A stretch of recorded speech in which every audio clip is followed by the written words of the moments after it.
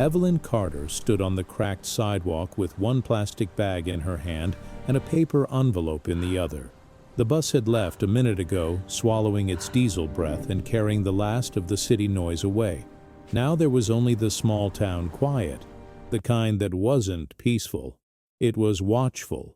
Across the street, the house she'd stared at in her mind for 43 years sat behind a chain-link fence. Her house. The porch light was on in the daylight like someone wanted it to look lived in, like a warning. Evelyn's knees ached from the ride. Her fingers were stiff with winter. But it wasn't the cold that made her shake. It was the front window. Because behind the glass, in the exact spot where her husband used to keep a framed photo of them, there was a different picture now. A young woman's smile, a baby on her hip. Evelyn didn't recognize either face. She swallowed and tasted rust, the old taste of the mill. She could still hear the sirens from that night, the screaming, the roar of fire eating through beams. She could still feel the handcuffs biting her wrists while smoke drifted from her hair. She could still hear the judge say the word guilty like it was a stamp on a box. She had been 25. Now she was 78. Decades of waiting had ended with one bus stop and a fence. She looked down at the envelope she'd been handed when she was released that morning. Property notice, it said in block letters. Another stamp. Another decision made without her. Evelyn stepped closer to the fence. Her breath came out in short clouds. She put her free hand on the cold metal, and for a second, she let herself pretend it was the porch rail, that the world had never cracked open. A car door slammed behind her. "Ma'am?" a man called out. Evelyn turned slowly. A cruiser sat at the curb. The sheriff's emblem caught the light. The man leaning on the open door was younger than her scars. Mid-40s, maybe. Clean uniform. Eyes that didn't smile. He glanced at her envelope, then at her face. "Evelyn Carter," he said like he'd practiced it. "You're back." She didn't answer. Not because she had nothing to say, because she had learned what words cost. He nodded toward the house. "That place doesn't belong to you anymore." Evelyn felt something in her chest tighten, not like fear, like a cord being pulled. "It was my father's," she said. Her voice came out thin, scraped from disuse. The sheriff's mouth twitched. "Records say otherwise." Evelyn lifted the envelope. "They gave me this. They said I could come home. They said I could start over." The sheriff's eyes dropped to the paper. "Home's a word people like to use," he said. "Doesn't mean it's waiting for you." Across the street the front door opened. A man stepped out onto the porch, tall and broad, shoulders stiff like he was bracing for a punch. His hair was dark with gray at the temples. He looked at Evelyn the way you look at a stranger who has your eyes. Evelyn's throat closed. She knew that face. Not from photos, from dreams. He walked down the porch steps, slow, like each one cost him something. When he reached the gate, he didn't open it. He just stared at her through the wire. "You shouldn't be here," he said. Evelyn felt her knees threaten to fold.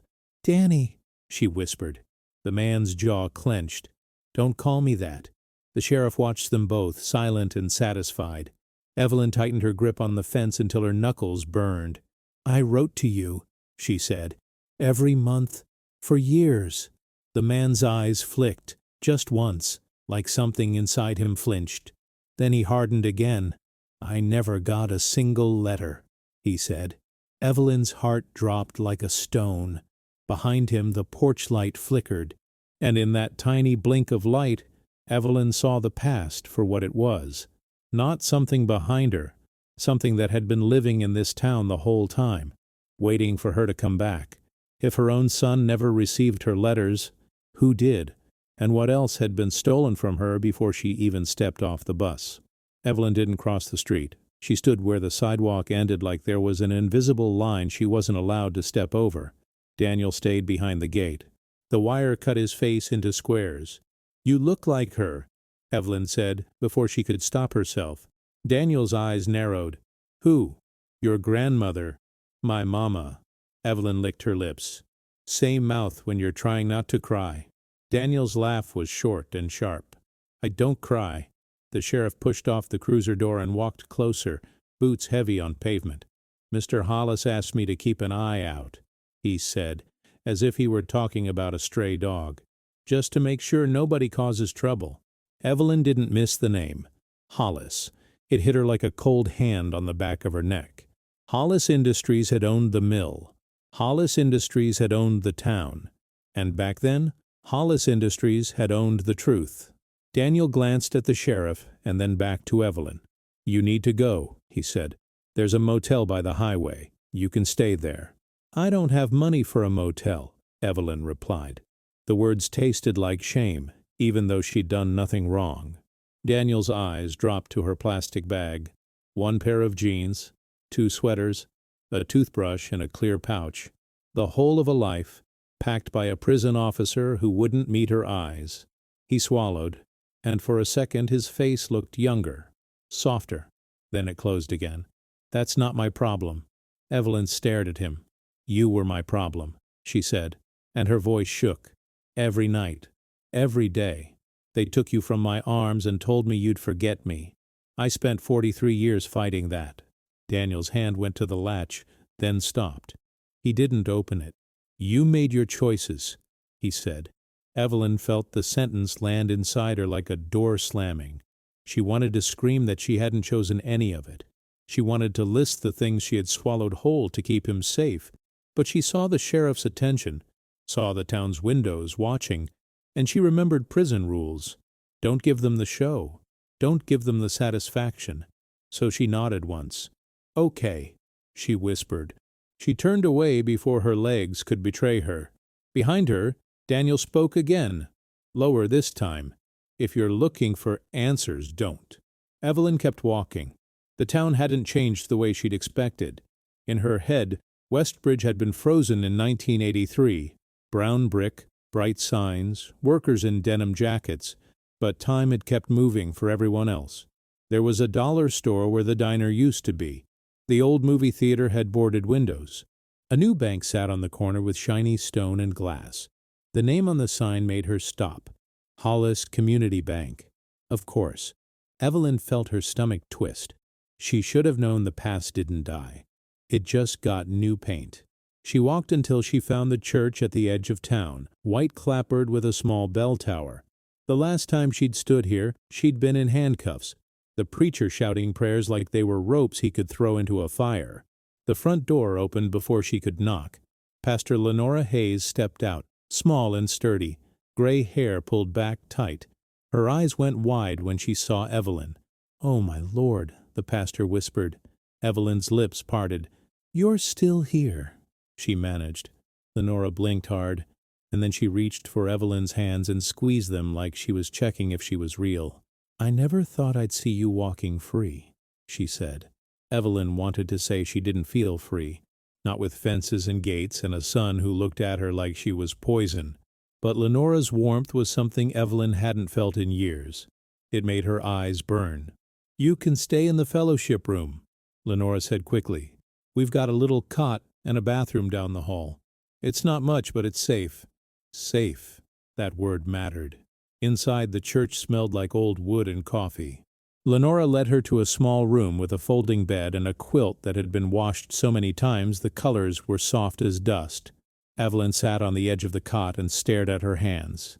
They looked like someone else's hands. Prison hands. Work hands. Hands that had held a baby once. Lenora brought her a bowl of soup and a mug of tea. She waited until Evelyn took the first sip before speaking again. "I heard you were coming," Lenora said. "Word travels fast in a place like this."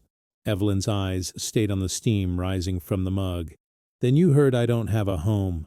Lenora's mouth tightened. "That house, it's complicated. After the trial, the county seized it. Taxes, liens, legal fees. Then it changed hands. Then the Hollises got involved." Evelyn's throat tightened. "They took my father's house." Lenora didn't deny it. "They've taken a lot from a lot of folks," she said softly. Evelyn looked up. "And my letters?" Lenora's eyebrows lifted. "What letters?" "I wrote to Daniel," Evelyn said. "Every month, for years. He said he never got them." Lenora's face shifted with something close to anger. "I remember you sending them," she said. "You gave them to the prison mail clerk, didn't you?" Evelyn nodded. Always. I watched him stamp them. I watched him toss them in the bag. Lenora went quiet for a moment, then exhaled. There were stories, she said carefully, back then, about mail going missing, about people getting threats in plain envelopes, about the sheriff's office checking things. Evelyn's chest tightened. They were stealing my voice. Lenora reached into her purse and pulled out a small, worn notebook. I kept notes, she said, not because I wanted to, but because I was scared I'd forget what was done to you, and because I was scared nobody would believe me later. Evelyn stared at the notebook like it was a weapon and a prayer at the same time. Lenora placed it in Evelyn's hands. If you're going to stay, you need to know what you're walking into. Evelyn's fingers trembled as she opened it. Names, dates, a few clipped newspaper headlines taped inside. One was about the mill fire. Another was about Hollis Industries expanding. Another was about a young sheriff's deputy getting promoted. Evelyn's eyes snagged on a line Lenora had written in shaky ink. Rumor. Evidence stored at old post office basement. Box labeled Carter. Evelyn looked up slowly. What is this? Lenora's jaw set. A chance, she said, if you still want it. Evelyn held the notebook against her chest. For the first time since the bus stop, something other than fear moved inside her. Not hope, not yet, but a spark. Outside, the church bell rang the hour, and its sound rolled over Westbridge like a warning. Evelyn stared at the note again. Post office basement, box labeled Carter, and realized the past hadn't just been waiting. It had been kept, locked away, like it might be used again. And if her letters were in that box, what else was in there that could destroy her all over again? That night, Evelyn didn't sleep. She lay on the cot in the fellowship room and listened to the church settle. Pipes ticking, wind brushing the window, the distant hum of trucks on the highway. Each small sound reminded her of the sounds she couldn't escape in prison. Metal, keys, doors. She closed her eyes, and Westbridge in 1983 rose up, sharp and alive. Back then, the town had been loud with work. Hollis Industries ran the mill on the river, a long, low building with red brick and tall stacks that breathed smoke day and night. The mill paid the mortgages, bought the groceries, kept the lights on. People complained, but they also bowed their heads because everyone knew the same truth. You didn't bite the hand that owned your paycheck. Evelyn had been a spinner on the night shift. She wasn't special. She wasn't brave in the way movies made it look. She just wanted to get through her hours, get home, kiss her baby boy, and sleep for a few minutes before doing it again. Daniel had been 8 months old. His curls stuck up no matter how she wet them down. He laughed with his whole body, like life was a joke he'd already understood. Her husband, Frank, worked maintenance at the mill. He kept his tools lined up like soldiers. He called Evelyn Ev and touched her shoulder when he passed her in the kitchen. Small gestures that said, I'm still here. And her little sister Marla was the one who made the house feel warm. Marla lived with them after their mama died. She helped with the baby, made cornbread, sang along to the radio while she folded laundry. She was 20 and full of plans. The last week of August, the mill had started acting wrong. Fans didn't work. Dust hung in the air like fog. The foreman yelled at anybody who slowed down, pushed them harder, faster. We're behind, he kept saying. We're behind because you're behind. Evelyn had seen the lint pile up near the old wiring. She'd smelled the electric bite of heat. She'd watched a new worker cough until he threw up in a trash can. She'd told Frank, this place is going to burn. Frank had looked around their kitchen like the walls could listen. Don't say that, he'd whispered. Not out loud. But Evelyn couldn't swallow it. Not when she pictured Daniel's little face and thought about the men who came home with black lung and busted hands. Not when she thought about the women who passed out from heat and got written up for it. She went to the office building at the mill on her day off. She wore her best blouse. She held her baby on her hip like armor. The receptionist looked at her like she was dirt on the carpet, but she made a call anyway. A few minutes later, Richard Hollis walked out. He was young then, late 20s, hair slicked back, a smile that never reached his eyes. He looked at Daniel first, like he was measuring him. "What can I do for you, Mrs. Carter?" Richard asked, polite as Sunday. Evelyn's palms sweated. "The dust collectors aren't working," she said. "There's exposed wiring near line 3. It's dangerous. People are getting sick." Richard's smile didn't change. "We have safety inspections," he said. "Then they're lying," Evelyn snapped. She felt her face flush. Somebody's going to die. Richard tilted his head. "You're upset," he said like he was talking to a child. "Go home. Take care of your little one. Leave the business to the people who understand it." Evelyn held Daniel tighter. "My husband understands it," she said. "The men and women on that floor understand it. You just own it." For the first time, Richard's smile slipped. Just a crack. He leaned in, close enough that Evelyn could smell his cologne. "We all own something," he murmured. "Some people own factories. Some people own silence." Evelyn's stomach dropped. That night, Frank came home late. His eyes were wide and his hand shook when he set his toolbox down. "They moved you," he said to Evelyn. "They moved you to line 3. Evelyn stared. "Why?" Frank looked like he wanted to lie, but couldn't. "Because you went to the office," he whispered. "They're mad. They're making an example." Evelyn felt cold spread through her bones. "I'm not scared of them." Frank's voice broke. "Ev, you should be."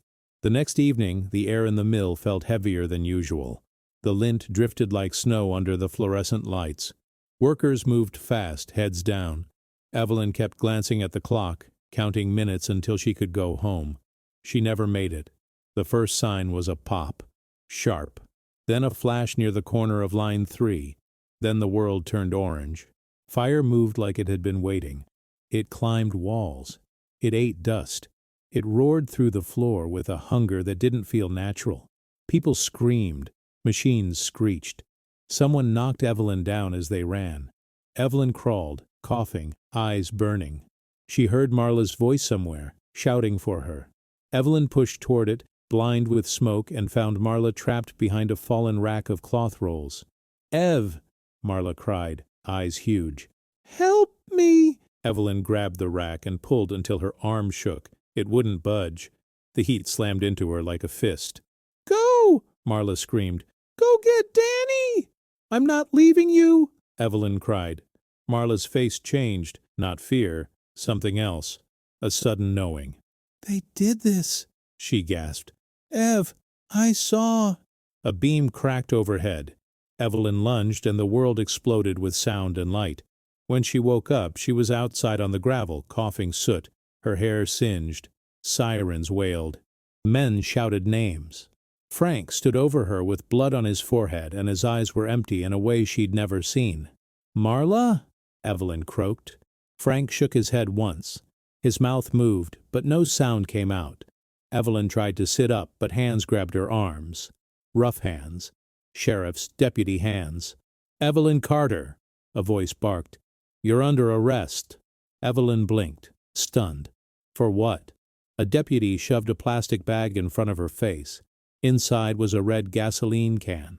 Her name was written on it in black marker. Evelyn stared at it, unable to breathe, because she knew in that instant that the fire wasn't the only thing that had been planned. Someone had written her future on that can, and they had done it while her baby waited at home, asleep in his crib. The morning after the fire, Westbridge smelled like wet ash. Evelyn sat in a holding cell with soot still in the folds of her skin. They hadn't let her wash. They hadn't let her call home. Her throat burned, and every time she blinked, she saw orange. A public defender she'd never met walked in with a file too thin to protect her. "They say you started it," he said, not looking up.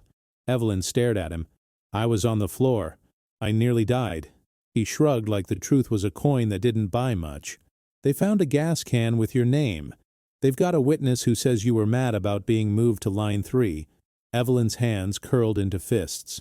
"I complained about safety," she said. "That's not arson." The lawyer finally looked at her, and his expression wasn't cruel. It was tired.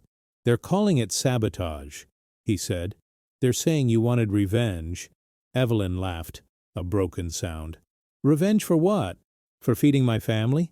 He lowered his voice. Mrs. Carter, Hollis Industries is the biggest employer in the county. The sheriff's office takes donations.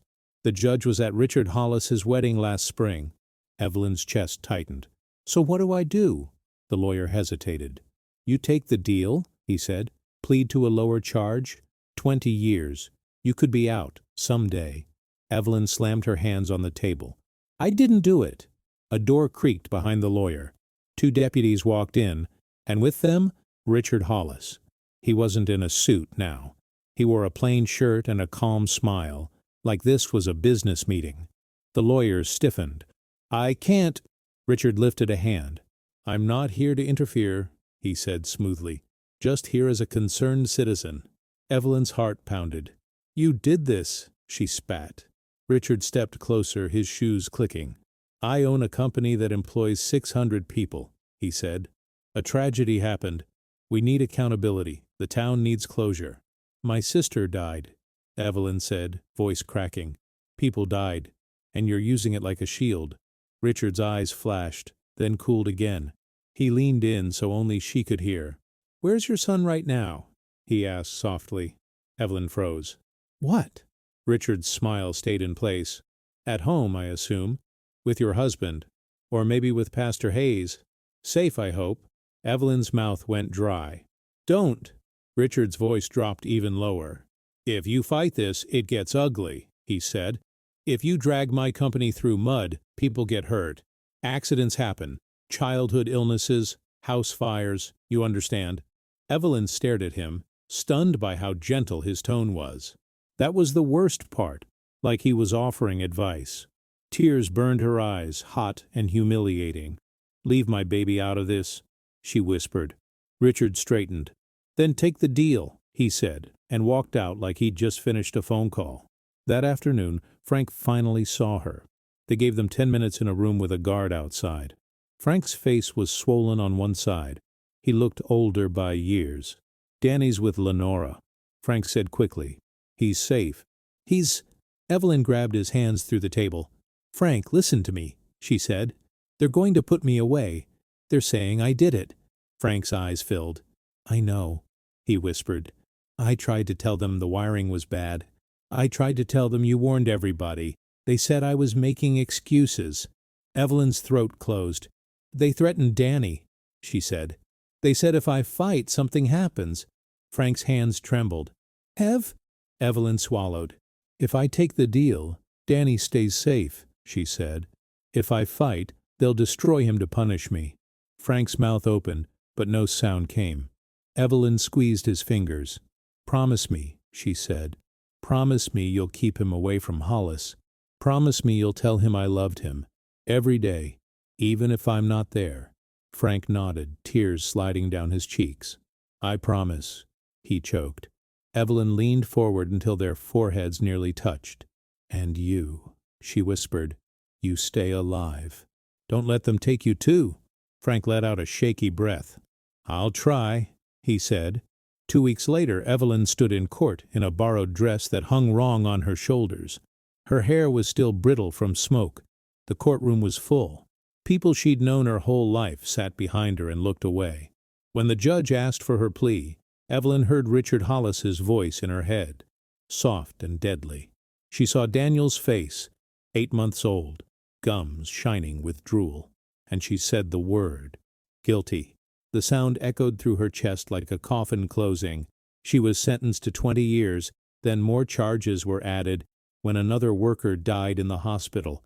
Prosecutors called her reckless, hateful. The headline read, Milmom Monster. In prison, time turned into a flat gray wall. Evelyn learned how to keep her head down and her eyes open. She learned how to work the laundry, how to hide tears in the shower, how to hold her breath during counts so the guards wouldn't hear it shake. She wrote letters on thin paper. She wrote to Frank. She wrote to Lenora. She wrote to Daniel, even when Daniel was too young to read, because she wanted him to have proof that she had not disappeared by choice. Every month she watched the mail clerk stamp them and toss them in the sack. Sometimes Frank wrote back. Sometimes Lenora did. Then, after a few years, The letters stopped. Evelyn wrote anyway. When she asked why she wasn't hearing from home, a guard laughed. "Maybe they moved on," he said. "Maybe they're better off." Evelyn refused to believe it. She held on to the idea of her son like it was a thread keeping her from falling into a hole. Years passed. Decades. Frank died while she was still inside. A letter came, short and clinical, with a copy of a death certificate. No details. No goodbye. Evelyn sat on her bunk that night and pressed her face into her pillow so nobody would hear the sound that tore out of her. After that, Daniel became a ghost in her mind, a child she couldn't reach, a man she didn't know. And now, standing outside her father's house behind a fence, hearing Daniel say he never got her letters, Evelyn finally understood something that made her stomach turn. Hollis hadn't only taken her freedom, they had taken her connections.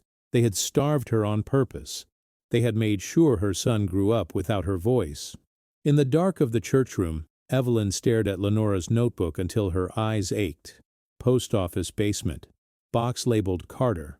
Outside, snow began to fall, soft and quiet, covering the town like a lie. Evelyn sat up on the cot and swung her feet to the floor. If her letters were down there, she was going to find them. And if someone had been holding her life in a box, then someone had been waiting for her to open it. At dawn, Evelyn walked to the post office with Lenora beside her. The pastor insisted on coming, even though Evelyn tried to refuse. "You've been alone long enough," Lenora said, "and this town respects company more than truth." The post office sat on Main Street, an old brick building with a faded flag and a cracked concrete step. It looked smaller than Evelyn remembered. Everything did. Inside, fluorescent lights buzzed. A young clerk at the counter was scrolling on his phone. He barely looked up until Lenora cleared her throat. "Morning," Lenora said, polite but firm. "We need to speak with the postmaster." The clerk frowned. "Postmaster's not in yet." Lenora smiled without warmth. "Then we'll wait." They sat on a bench near the wall. Evelyn kept her hands folded in her lap like she was in court again. Every sound felt loud. A stamp. A drawer. The rip of tape. After 20 minutes, a woman came in through a back door with a cardboard tray of coffees. She wore a red scarf and a key lanyard around her neck. She stopped when she saw Lenora. "Pastor Hayes?" Lenora stood. "Susan," she said. "We need to talk." Susan Donnelly looked older than Evelyn remembered, but the eyes were the same, sharp and cautious. Susan had been a teenager when the fire happened. Now she ran the post office. Susan's gaze slid to Evelyn, and her face tightened like she'd been punched by memory. "Evelyn Carter," she whispered. Evelyn nodded once. "I'm looking for my mail," she said. Susan's mouth opened, then closed. She glanced toward the clerk and lowered her voice. "Not here," she said. "Come." She led them through the back hallway into a small office that smelled like paper and stale coffee. She shut the door and locked it. Then she turned and stared at Evelyn like she was trying to decide if she was real. "I heard you got out," Susan said quietly. "People were talking." Evelyn's stomach twisted. "People always talk," she said. "I need answers." Susan sat down slowly. "About the letters," Lenora said. Susan's hands tightened around her coffee cup. "I knew this day would come," she murmured. Evelyn leaned forward. "Where are they?" Susan looked at her for a long moment. Then she stood and walked to a filing cabinet. She unlocked it and pulled out a thin folder. She slid it across the desk. Evelyn opened it with shaking fingers. Inside were photocopies of envelopes. Dozens. All addressed to Daniel Carter. Some to Frank. Some to Pastor Hayes. All with neat prison handwriting. And across each one, in red ink, was a stamp. Held for inspection. Then another stamp. Returned. Evelyn's vision blurred. "Why?" she whispered. Susan's throat moved as she swallowed. "We got a call," she said. "Back then, from the sheriff's office. They said there was a security concern about mail from the correctional facility. They said they needed to check it. They said it was temporary." Evelyn's hands shook so hard the papers rustled. "And you believed them?" Susan's eyes flashed with guilt.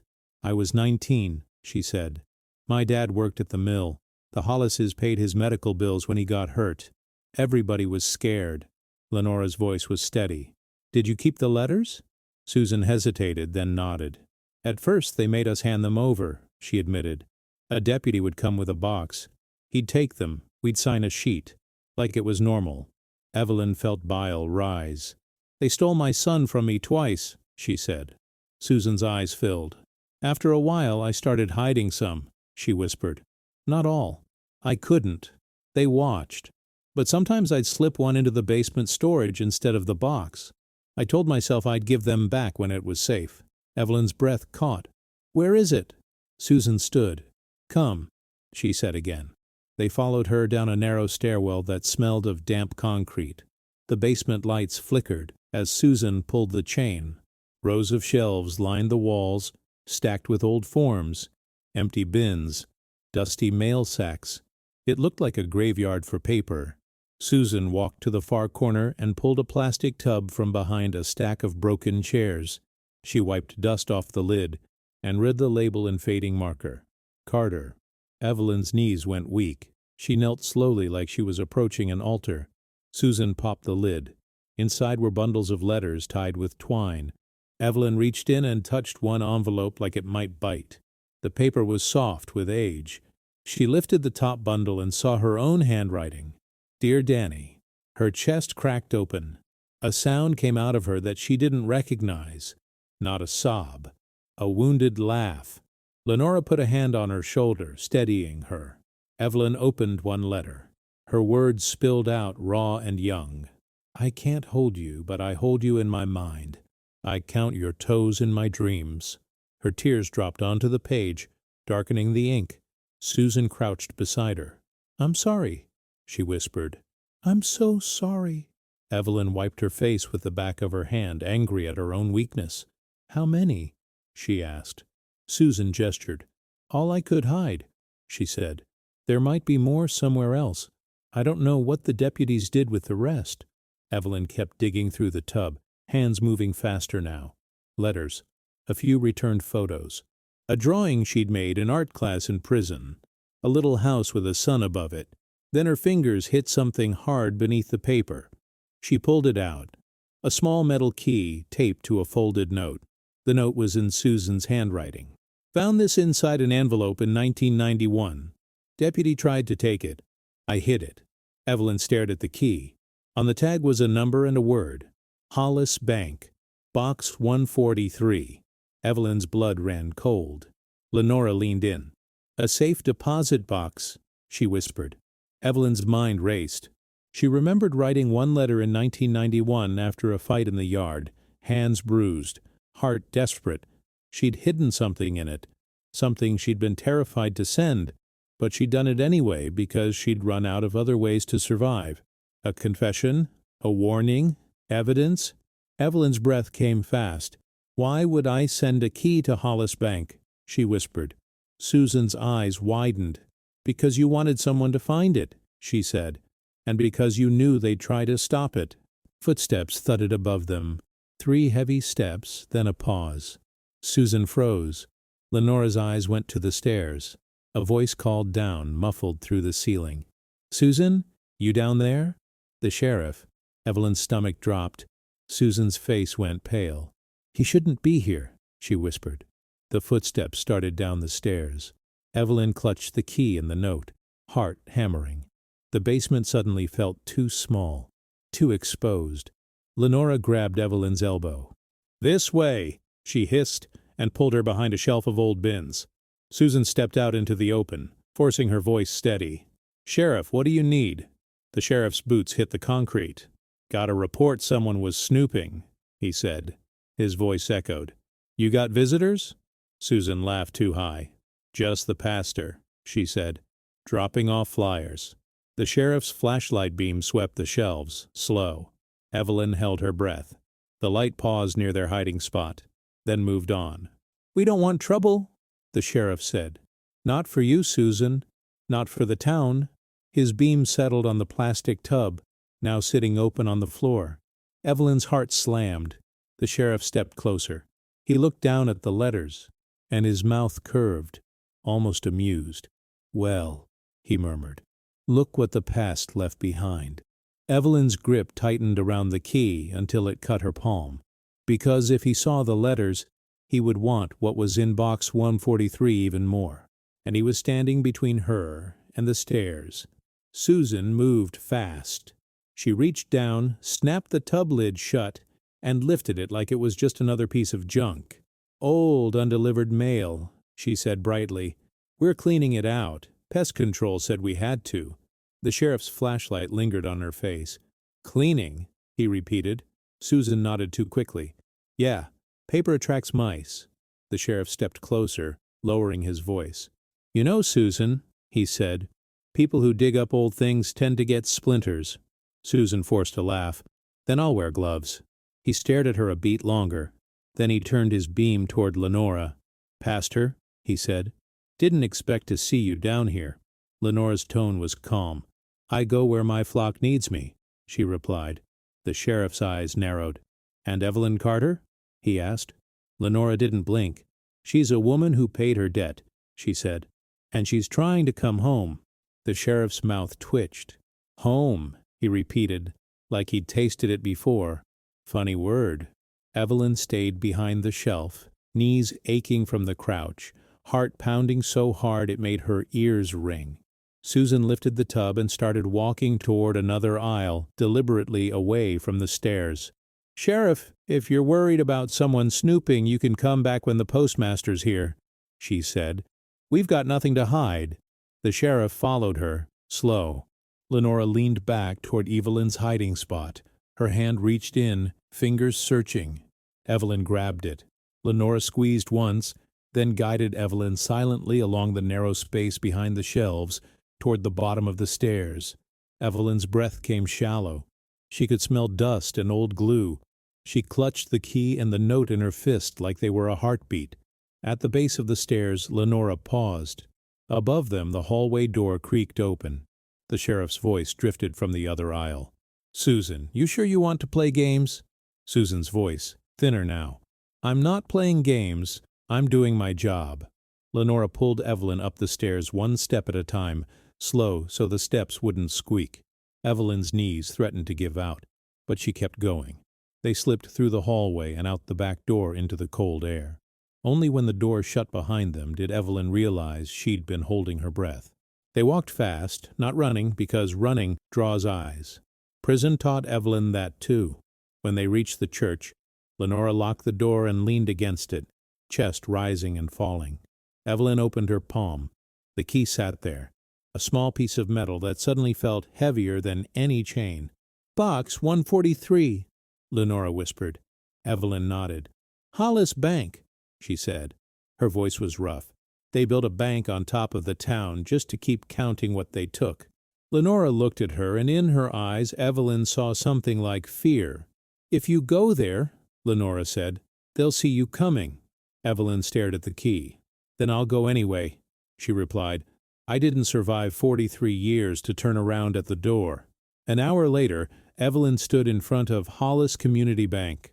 The building was new stone, clean glass. It smelled like fresh money and air conditioning, even from the sidewalk. Evelyn pushed through the doors. Warmth hit her face. So did silence. The kind of silence that meant people were listening. A security guard near the entrance looked up. His gaze moved over her thrift store coat, her worn shoes, her age. "Can I help you?" he asked. Evelyn kept her chin up.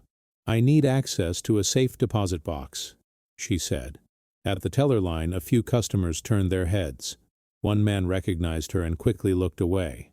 A young woman behind the counter glanced up. Evelyn's breath caught. It was the woman from the photo in the window. Same smile, but muted now behind professional calm. Dark hair pulled back. A name tag that read, Maya Carter. Evelyn's stomach flipped. Carter. Daniel's last name.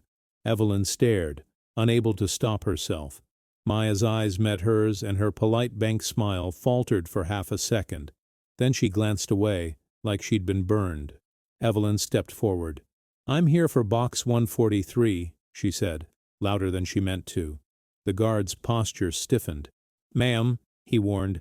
A manager emerged from an office, a man in a suit with thinning hair and sharp cheekbones. He walked toward Evelyn like he already knew what she was going to ask. "Mrs. Carter," he said smoothly. "I'm Alan Pike, branch manager. We can't assist you with that." Evelyn's mouth went dry. "You haven't even seen my key," she said. Alan's eyes flicked to her hand. "We have protocols," he replied. "You need proper identification, proof of ownership, and an appointment."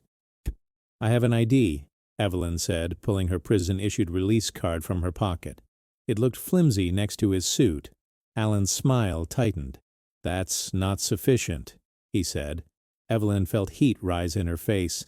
"This box is connected to my life," she said. "I'm not leaving until I see what's inside." Alan's voice lowered. "This bank is a private institution," he said, "and you are causing a disturbance."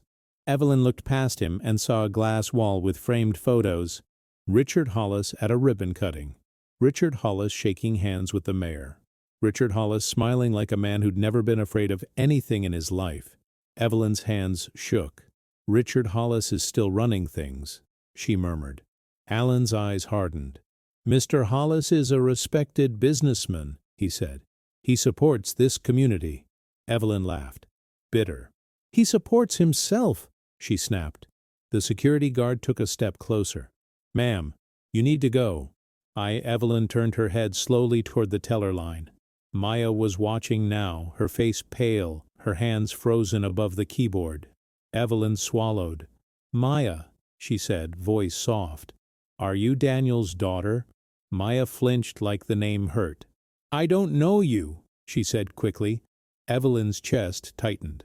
Alan cut in. "That's enough," he said. "Sir?" He nodded at the guard. "Escort her out." The guard reached for Evelyn's arm. Evelyn pulled back. Not with force, but with pride. She wasn't going to be dragged again. "I'll leave," she said, "but I'm coming back." As she turned toward the door, Maya moved. She stepped out from behind the counter like she'd made a decision in a split second. She walked past Alan Pike, ignoring his sharp look, and came close to Evelyn, too close for a normal interaction. Maya's voice was barely a breath. "Library," she whispered. "Back room. 5. Evelyn blinked, stunned. "What?" Maya pressed a receipt into Evelyn's palm, then stepped back, putting her bank smile on like armor. "Have a nice day," she said loudly. Alan Pike stared at Maya, then at Evelyn. His eyes were cold now. Evelyn walked out of the bank with the receipt crumpled in her hand and her heart pounding. Because the young woman who looked like the photo in her stolen house had just reached through 43 years of silence and touched her. And if Maya Carter wanted to meet in secret, it meant Daniel's family had its own secrets. It meant the past wasn't just still here. It was living in her blood. The Westbridge Public Library smelled like old paper and lemon cleaner. Evelyn sat near the biography section, hands folded, eyes on the clock. At exactly 5, Maya appeared between the shelves, coat zipped to her chin, eyes scanning like she expected someone to jump out from behind a book. Maya didn't sit. She nodded toward a back hallway, and Evelyn followed into a small study room. The door clicked shut. For a moment they just stared at each other. "My dad said you were dead," Maya blurted. Evelyn felt the words land hard. "He said that?" she whispered. Maya crossed her arms, defensive and scared at once. "He never talked about you," she said. "Just like a warning." Evelyn nodded slowly. "I'm Evelyn," she said. "I'm your grandmother." Maya's jaw tightened. "Prove it." Evelyn reached into her pocket and pulled out a photocopy Susan had made, one of Evelyn's old letters. "I wrote this when your dad was 5, she said. "I described a freckle on his left shoulder and the way he bit the corner of his blanket. I wrote it because I was scared he'd forget me." Maya read fast. Her breathing changed. She blinked hard. "My dad still has that freckle," she whispered. Evelyn's throat closed. Maya looked up, eyes glossy. "Why didn't you come home?" she demanded.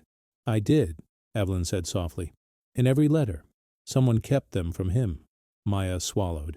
"He thinks you abandoned him," she whispered. Evelyn held her gaze. "He was fed a story," she said. "A story that kept him loyal to the people who hurt us." Maya's voice shook. "The Hollises." Evelyn nodded. Maya pulled out her phone and slid it across the table. On the screen was a blurry photo of a bank monitor, Evelyn's name, alerts, and a line that made Evelyn's blood go cold. Legal hold. Hollis Counsel. Do not disclose. Contents removed 0102-2026. They emptied it, Maya whispered. 2 days ago, before you came in. Evelyn's hands clenched. They knew I was coming, she said. Maya nodded. There's a transfer number, she said. I didn't grab it yet. Alan checks audits. If I pull too much, he'll see. Evelyn's voice softened. I won't ask you to burn your life down for mine, she said. Maya laughed, bitter. My life is already built on a lie, she said. I'm tired of pretending it's normal.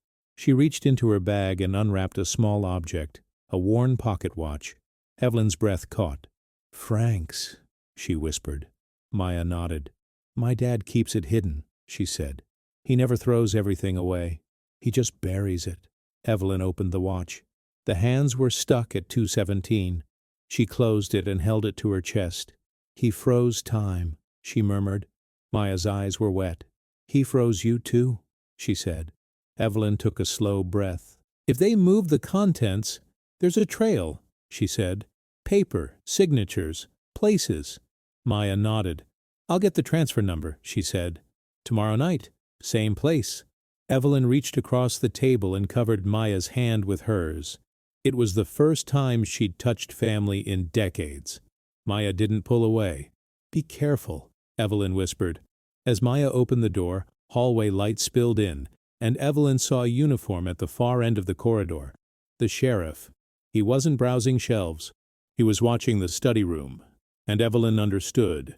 They weren't just guarding the past. They were hunting the present. The sheriff sat across from the church with his engine running, watching the stained glass windows like they were targets.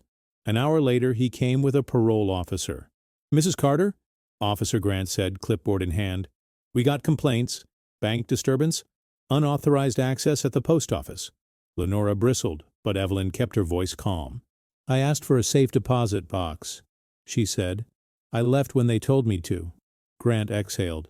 This county is tense, he said. There's an option to transfer you to a different area. Less attention. The sheriff's mouth curled. Best for everyone. Evelyn looked at him. Best for you, she said. Grant's eyes flicked away. Please keep it quiet, he warned. If reports keep coming, it can turn into a violation. After they left, Evelyn did the one thing she'd been avoiding. She went to Daniel's door. He opened it a crack, anger already loaded in his face. I need you to hear me, Evelyn said. Susan kept copies. The sheriff's office held my letters. They were returned. You were lied to. Daniel stared at her, then at the envelope she held out. He snatched it, shut the door, and the silence that followed felt like a lifetime. When he opened it again, his voice was lower. This looks like your handwriting, he said, like admitting it hurt. It is, Evelyn whispered. I never stopped. Daniel's eyes flicked down the street, paranoid. You're going to ruin everything, he muttered. Everything? Evelyn asked. What are you protecting? He flinched. Stay away from Maya, he said suddenly. They watch. They always watched. Evelyn's chest tightened. Who? She pressed. Daniel's face tightened like a door slamming shut. Just go, he snapped and closed it. Back at the church, Lenora pulled property records. Your father's house was seized, she said, scrolling, then sold to a shell company, then transferred to Daniel as part of a settlement after Frank filed a claim against Hollis Industries. Evelyn leaned in. Frank sued them? Looks like he tried, Lenora said. But the claim was withdrawn and the house became the settlement. Lenora zoomed in on the scanned signature. Evelyn's stomach dropped. It said Frank Carter, but the handwriting was wrong. Forged, Evelyn whispered. A knock hit the church door. Maya slipped inside, breathless. I got the transfer destination, she whispered. Box 143 contents were moved to Hollis Legal, the old mill administration building. Evelyn's jaw tightened. So they put it in their own hands. Maya's voice shook. And the approval, it was my dad's login. The room tilted for Evelyn. Daniel had signed off on the cover-up. Before they could speak, the church phone rang. Lenora listened, then covered the receiver, fear in her eyes. "It's Susan," she whispered. "Someone broke into her office. They took the folder, and they left a note." Evelyn's throat went dry. "What did it say?" Lenora's voice dropped. "Stop digging, or the next box will be a coffin." Evelyn didn't move for a long time after Lenora read Susan's note. A coffin. The words sat in the room like a shadow. Maya paced, hands in her hair. "This is my fault," she whispered. "I shouldn't have taken the picture." "I shouldn't have—" Evelyn's voice was steady, even as her hands trembled. "No," she said. "This is what they do. They scare people into silence, then blame them for being scared." Lenora's jaw was set. "Susan needs protection," she said. "We need to tell someone." Evelyn looked at the slip of paper with the transfer details. Hollis Legal, Old Mill Administration Building. She thought of the pocket watch stuck at 217. She thought of Marla's last words. "I saw."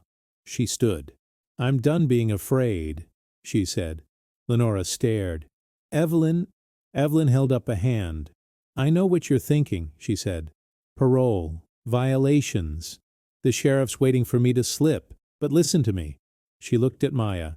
"They emptied that box before I got here," she said. "They broke into Susan's office. They're not reacting. They're preparing." Maya's voice was small. "For what?" Evelyn's eyes were hard. "For me to give up," she said. "Or for me to disappear." Lenora crossed herself. "So, what do we do?" Evelyn took a slow breath. "We go to where they moved it," she said. "We get it back. Tonight." Maya froze. "The corporate offices have alarms," she whispered. "Cameras? Security?" Evelyn nodded. "Then we don't go like criminals," she said. "We go like people who belong." Maya blinked. "I don't understand." Evelyn held up the pocket watch. "This town belongs to them," she said. "They act like it's law. But you work at their bank. Your dad works in their offices. You have access." Maya's face went pale. "You want me to use my badge?" she breathed. Evelyn didn't flinch. "I want you to decide what kind of woman you are," she said softly. "The kind who keeps her head down and inherits a lie, or the kind who tells the truth even when it costs." Maya stared at her, breathing hard. Then she reached into her wallet and pulled out a plastic ID card with a barcode. "This gets me into the employee entrance," she whispered. "Not the legal suite, but the building." Lenora shook her head. "This is dangerous," she said. Evelyn met her gaze. "So was Lien 3, she replied, "and nobody stopped it. They waited until after 9, when the streets were quiet and the town lights looked dimmer, like Westbridge was pretending to sleep. The old mill administration building sat on the riverbank, separate from the burned-out mill itself. It was a squat structure of brick and narrow windows, a security fence wrapped around it, topped with curling wire. Maya drove, hands wide on the wheel. Lenora sat in the back, praying under her breath. Evelyn watched the building as they approached. Her stomach churned, but her mind was clear. Prison had trained her for this kind of fear, the kind you can't run from, so you walk through it. Maya parked behind the building where a few employee cars still sat. "Night cleaning crew," she whispered. They got out, the cold biting their faces. Evelyn's breath came in short bursts. Maya led them to a side door with a keypad. She swiped her badge, typed a code, and the light turned green. The door clicked. They stepped inside. The air smelled like industrial cleaner and old carpet. Fluorescent lights hummed overhead. A hallway stretched in both directions, lined with closed doors. Maya whispered, "Legal is on the second floor, but there's another lock at the stairs." Evelyn nodded. "We find another way," she said. They moved quietly, past framed company mission statements and photos of ribbon cuttings. Evelyn's stomach twisted at Richard Hollis's smile on every wall. A camera dome hung in the corner. Maya kept her head down. Lenora clutched her cross.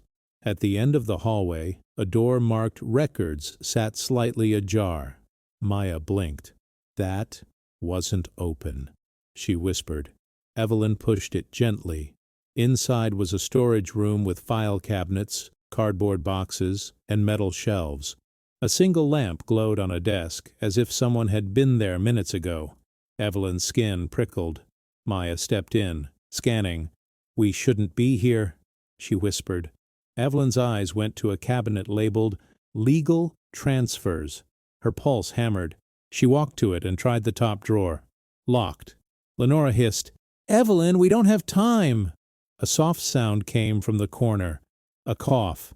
Evelyn froze. A man stood up from behind a shelf. Not security. Not Hollis. Daniel.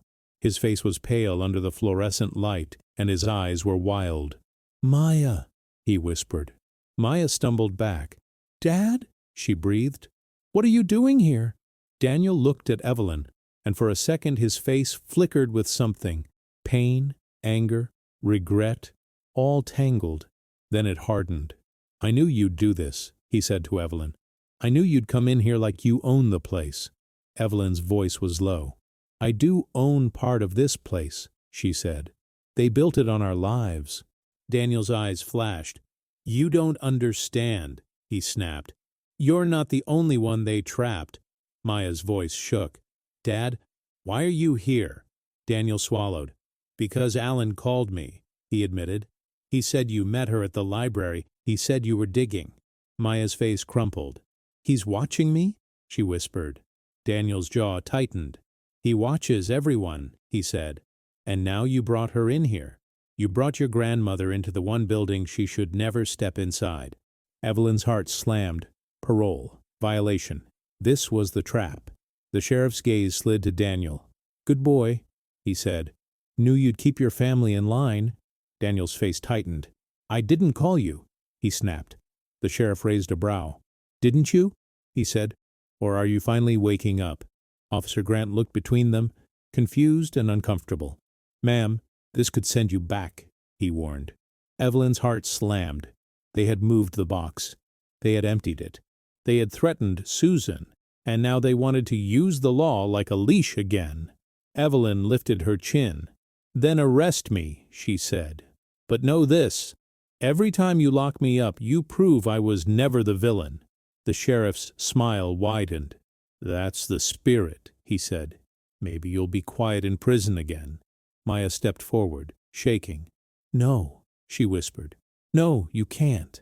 Daniel's face twisted like something inside him finally snapped. He stepped between the sheriff and Evelyn. "Don't touch her," he said. The sheriff's eyes narrowed. "Move," he warned. Daniel didn't move. Evelyn's breath caught, because for the first time her son wasn't hiding behind the gate. He was standing in front of her, and that meant the next choice would change everything. Daniel's body was rigid, like he was holding himself together by force. The sheriff's hand hovered near his holster, not drawing, just reminding. "Step aside, son," the sheriff said, voice smooth. "You don't want to make this worse." Daniel's jaw clenched. "You already made it worse," he said. "All of you." Officer Grant shifted uncomfortably. "Mr. Carter," he said, trying to sound calm, "this isn't your responsibility. Let's de-escalate." Maya's voice shook. "I'm recording," she whispered, holding her phone low, camera pointed toward the sheriff. The sheriff's eyes flicked to her hand. "Put that away," he snapped. Maya swallowed, but she didn't stop. Evelyn watched her granddaughter and felt something fierce rise inside her. Not just love, pride. The kind that hurts because you didn't know you still had it. Lenora stepped forward, her voice sharp. "Sheriff, you have no warrant," she said. "You're in a private corporate building. If you're here to enforce parole, you need cause and procedure." The sheriff smiled at her like she was a fly. "Pastor, you're out of your lane," he said. Lenora's eyes didn't blink. "My lane is truth," she replied. "And I'm tired of watching you drive over it." Officer Grant rubbed a hand over his face. "Ma'am," he said to Evelyn, quieter now, "if I have to file this as a violation, I can't protect you." Evelyn's voice was low and steady. "Protect me from what?" she asked. "From going back to prison? Or from getting buried for good?" Officer Grant flinched. Daniel's eyes went to the locked cabinet again. His face tightened with a decision. You want me to keep my family in line? Daniel said to the sheriff. Fine, here's me in line. He reached into his jacket and pulled out a folded document. He held it up between them. The sheriff's smile faltered. Evelyn leaned forward. What is that? She whispered. Daniel's voice shook, but he didn't back down. It's the settlement paperwork, he said. The one that transferred the house to me. The one you forged. The sheriff's eyes hardened. That's a serious accusation, he said. Daniel let out a bitter laugh. You want serious? He snapped. Here's serious. He pointed at the signature line. That's not my father's handwriting, he said. I grew up watching him write lists on the fridge. I know his hand. This is fake. The sheriff stepped closer, anger slipping through his calm. Where did you get that? He demanded. Daniel's eyes flashed. From Hollis Legal, he said. I pulled it years ago. I kept it because I couldn't sleep. Because part of me knew something was wrong. Evelyn stared at her son, stunned. You had this, she whispered. Daniel's face twisted. I didn't know what to do with it, he said. I was scared, and I was tired, and I kept telling myself it didn't matter because you were gone. Evelyn's eyes burned. It mattered, she whispered. The sheriff's voice went sharp. Give me that paper, he snapped. Daniel didn't. No, he said. The sheriff lunged. It happened fast. A grab, a shove. Daniel stumbled back into a shelf, files rattling. Maya gasped. Officer Grant stepped in, hands raised. Stop! He shouted. Sheriff, stop! The sheriff's hand closed around Daniel's wrist, twisting hard. Daniel grunted in pain, but didn't let go of the paper. Evelyn moved without thinking. She grabbed the sheriff's sleeve with both hands, trying to pull him off. The sheriff whipped his head toward her, eyes cold. Touch me again, he growled, and I'll drag you back to a cell tonight. But Evelyn's heart pounded, but she didn't release him. You've been dragging me my whole life, she said. I'm done. Maya's voice rose, breaking. I have you on video, she cried. All of this! The sheriff froze for half a second, and in that half second, Officer Grant saw the phone clearly. Grant's face changed. Fear, not for the sheriff, for himself, for his job, for what he'd been part of without admitting it. Sheriff, Grant said quietly, let him go. The sheriff stared at Grant, stunned. What did you say? Grant's voice tightened. Let him go, he repeated. Because if that video goes out, this isn't just about Evelyn Carter, it's about the whole department. The sheriff's jaw worked. He slowly released Daniel's wrist, but his eyes burned with promise. You're making a mistake, he hissed. Grant turned to Evelyn, voice low. You have 30 seconds, he whispered. Get out. Now. Evelyn blinked. What? Grant's eyes darted toward the hallway. Security will be here, he said, and if they're here, I can't stop what happens next. Go. Daniel looked at the locked cabinet, breath ragged. What about the box? He whispered. Maya's eyes widened. Dad, we came for it. Daniel's gaze flicked to the sheriff. He won't let it leave, he murmured. Evelyn's mind snapped into focus. 30 seconds. She reached for the cabinet handle and yanked. Locked. Lenora grabbed a heavy stapler from the desk and shoved it into Daniel's hands. Hit the lock, she hissed. Daniel hesitated for one heartbeat. Then he swung. Metal cracked. The lock dented. He swung again. The lock popped with a sharp snap. Daniel yanked the drawer open. Inside were folders labeled with years, transfers, settlements, legal holds, and on top, a manila envelope marked in thick black letters. Box 143, Contents Inventory. Evelyn's breath caught. She grabbed the envelope and ripped it open. Inside was a list. Cassette tape, photographs, audio transcription, a union safety report, a small cloth pouch. Evelyn's hands shook as she dumped the pouch into her palm. A flash drive. Maya's eyes went wide. Oh my God, she whispered. Daniel grabbed the cassette tape. It was old, labeled in faded ink. M. Carter. Statement. 08/31/83. Marla. Evelyn's throat closed. She left a statement, she whispered. My sister left a statement. Sirens sounded outside the building.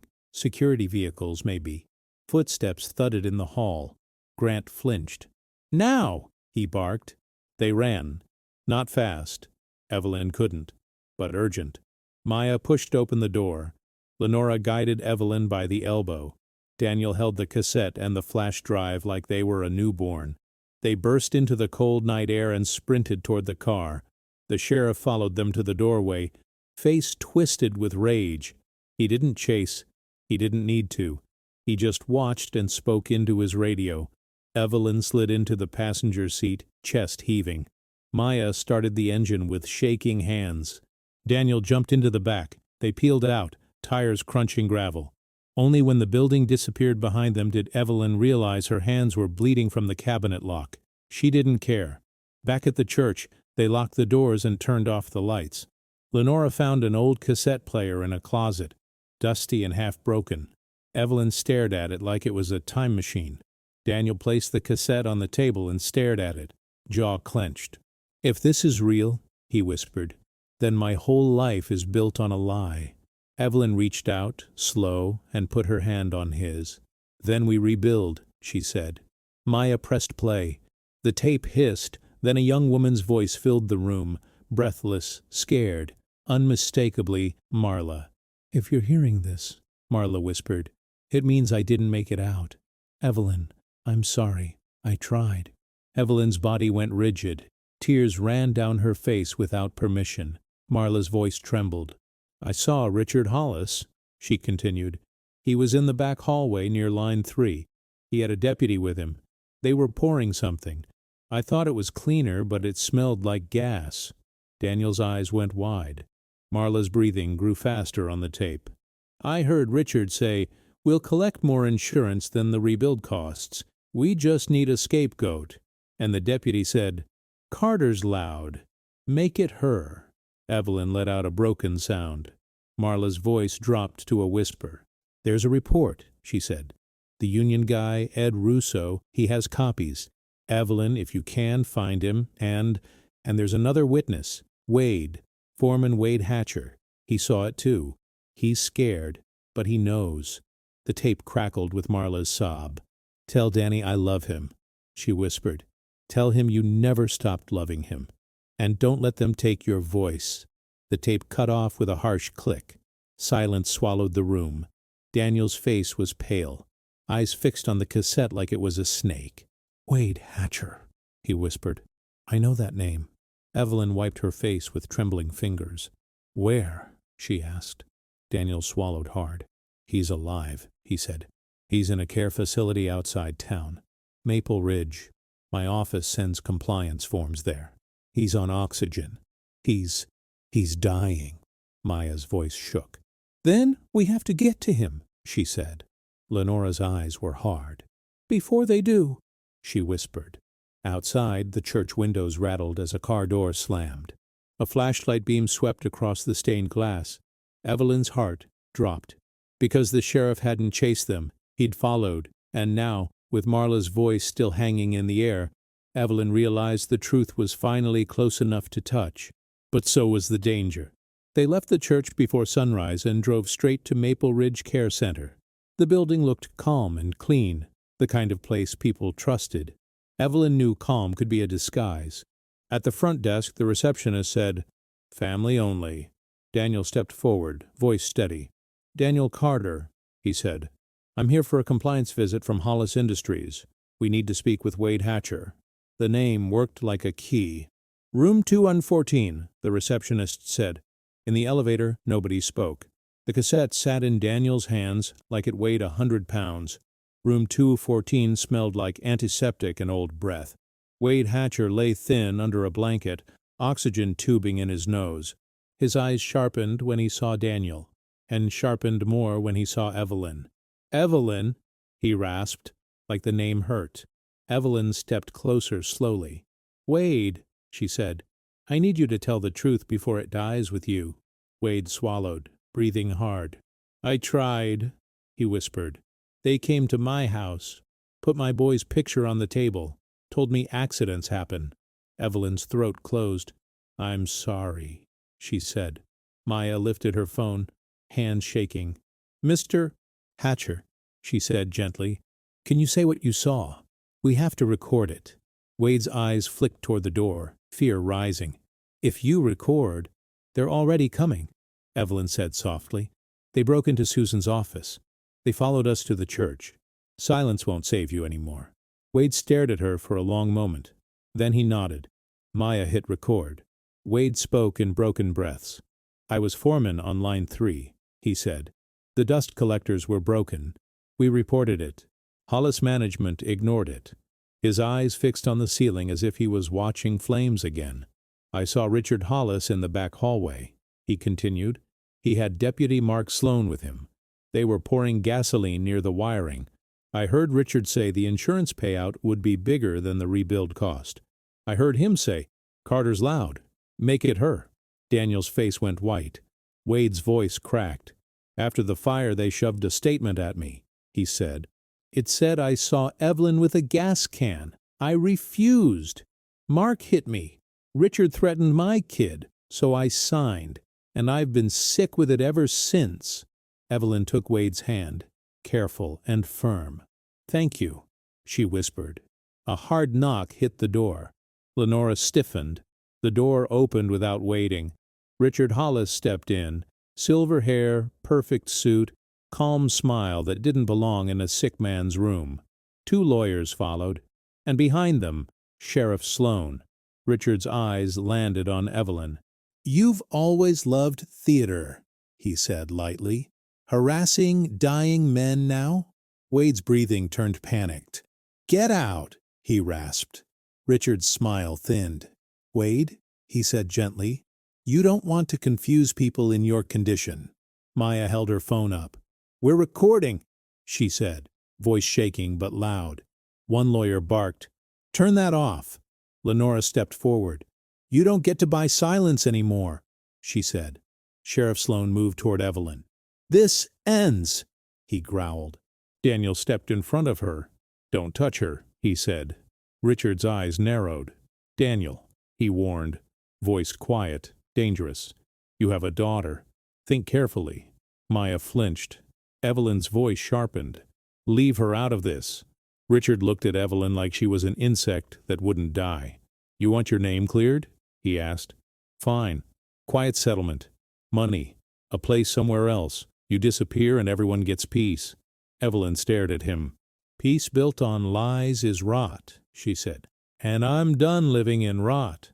Sheriff Sloan reached for his radio. Officer Grant appeared in the doorway behind him, face pale but steady.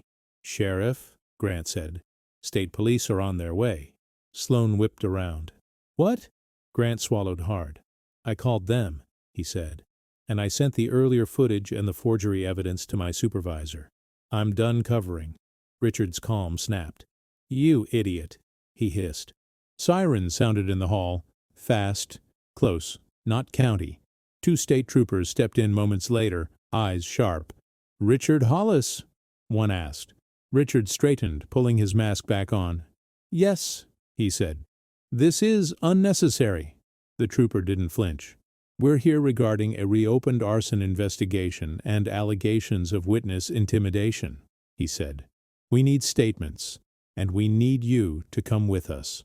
Sheriff Sloan started to protest. The trooper's eyes cut to him. "Not today," he said. Evelyn stood near the wall and watched the power in the room shift. Slow, official, undeniable. It didn't feel like victory. It felt like oxygen. Over the next days, the case cracked open. Susan turned over her mail logs. Lenora testified about threats. Wade's recorded statement was sealed as evidence. The forged settlement papers were examined by an independent investigator. A judge ordered an emergency hearing. Evelyn sat in court again, older and tired, but with her back straight. Daniel sat behind her, close enough that she could feel him there. Maya sat beside him, clutching Frank's pocket watch. "In light of new evidence," the judge said, "the conviction of Evelyn Carter is hereby vacated." The word vacated landed like rain on dry ground. Evelyn didn't shout. She closed her eyes and let one tear slide down, because the hardest part wasn't being told she was innocent. It was realizing she should have been free the whole time. Outside the courthouse, Daniel looked at her like he didn't know how to hold all his years. "I'm sorry," he whispered. Evelyn touched his cheek with trembling fingers. "I know," she said. "Now, we use what we have left." The county returned the deed. The fence came down. The porch light stayed on, but now it looked like welcome instead of warning. Evelyn walked through the front door and stood in her father's living room, letting the silence settle around her without fear. She didn't get her youth back. She didn't get Frank back. She didn't get Marla back. But she got her name, and she used it. With Maya's help, Evelyn started the Marla Carter Fund, small scholarships and safety grants for workers' families in Westbridge, a reminder that people weren't disposable. Daniel quit Hollis Industries. He stopped surviving and started showing up. He fixed the porch rail. He listened when Evelyn talked, even when it hurt. One evening, Evelyn sat on the porch with a blanket over her knees and the pocket watch in her lap. The hands were still stuck at 217. Evelyn turned the knob, slow and gentle, and watched the hands move again. Maya stared. "Do you ever wish you never came back?" she asked. Evelyn shook her head. "Coming back didn't erase the past," she said. "It faced it." Maya swallowed. "And if the past is still here?" Evelyn smiled, tired but real. "Then we stay," she said. "We live so loud the lies can't breathe." She looked out at the quiet street and felt something settle in her chest. Not peace like rot. Peace like truth. The kind you can build a life on, even when you're old, especially when you're old.